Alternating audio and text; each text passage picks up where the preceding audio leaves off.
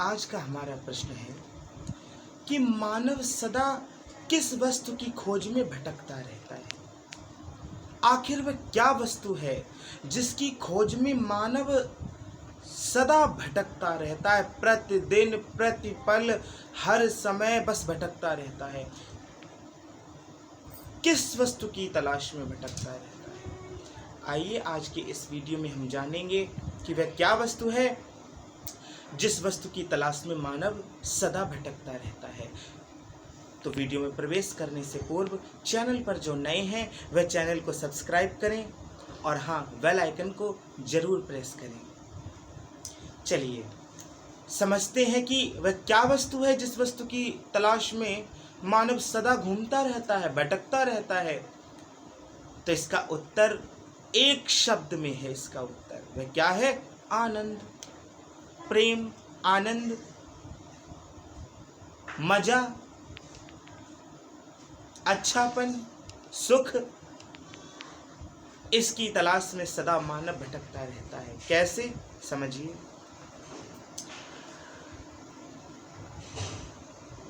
जिस दिन से मानव में यह समझ आती है मैं और मेरा, उस दिन से मानव इस तलाश में भटकने लगता है कि आनंद कैसे मिले,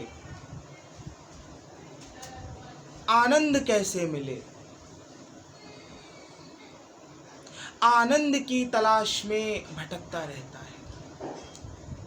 तो देखिए, मानव जब थोड़ा बड़ा होता है, पढ़ने विद्यालय जाता है, तब वह सोचता है बढ़िया अंक आए परीक्षा में तो आनंद मिलेगा।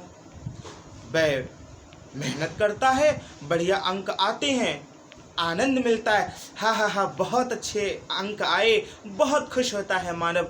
लेकिन वह आनंद तो कुछ पल का है। कुछ पल बाद फिर जैसा का तैसा। अगली कक्षा आती है, वह फिर ऐसा ही प्रयास करता, फिर आनंद मिलता है। ऐसे ही करके कक्षाएं आगे बढ़ती चली जाती हैं। फिर वह सोचता है कि पढ़ाई तो पूरी हो गई, अब बढ़िया सी नौकरी मिल जाए, रोजगार बढ़िया मिल जाए, तब आनंद आ जाए। मिलता है, मिल जाता है रोजगार, बढ़िया नौकरी मिल गई, 50,000 रुपये महीने की। मानव बड़ा खुश हो जाता, आहा, आनंद आ गया, आनंद आ गया, आनंद आ गया।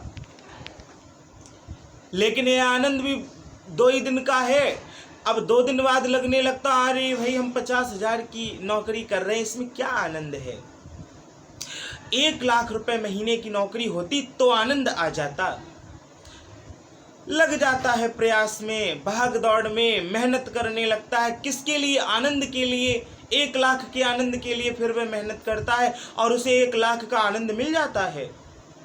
फिर वह कहता है बड़ा आनंद आया, बड़ा आनंद आया, बड़ी शांति हुई कि 1,00,000 का रोजगार मिल गया। लेकिन यह आनंद भी कुछ दिन का था। कुछ दिन बाद उसे लगने लगता है कि और आनंद। अर्थात मानव सदा आनंद में भटकता है। लेकिन भोला मानव यह नहीं जानता कि आनंद है क्या, आनंद का स्रोत क्या है। जो वस्तुएं स्वयं अपूर्ण है, आनंद रहित है, वह हमें आनंद नहीं दे सकती। यह संपूर्ण चराचर जगत अपूर्ण है, और जो स्वयं अपूर्ण है वो हमें पूर्णता कैसे दे दे। जो स्वयं आनंद की तलाश में बैठा है वह हमें आनंद कैसे दे दे। इस जड़ जगत की कोई भी वस्तु हमें आनंद नहीं दे सकती, क्योंकि जड़ वस्तु स्वयं आनंद रहित है, अपूर्ण है। तो पूर्ण क्या है? तो शास्त्र कहता है कि पूर्ण परिपूर्ण ईश्वर है, सच्चिदानंद भगवान है। अब ये मानव का गुण सदा आनंद के लिए भटकना क्यों है? मानव अर्थात जीव ईश्वर का ही अंश है। किस ईश्वर का अंश है? जो ईश्वर आनंद के रूप हैं, आनंद स्वरूप हैं, आनंद के भंडार हैं, परमानंद हैं।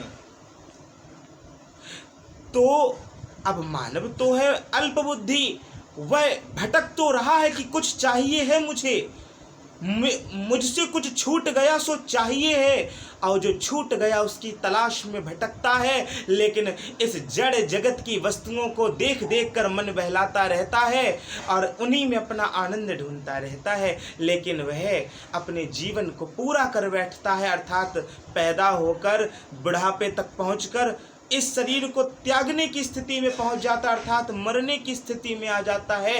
फिर भी वह यह नहीं समझ पाता कि मैं किस आनंद की खोज में भटक रहा था। तो आज जान लीजिए कि हम किस आनंद की तलाश में भटक रहे हैं। हम परमानंद की तलाश में भटक रहे हैं, और यह परम आनंद हमें इस जड़ जगत की कोई वस्तु नहीं दे सकती। तो कौन दे सकता है? स्वयं परमानंद भगवान दे सकते हैं। तो ये परमानंद कहाँ मिलेगा?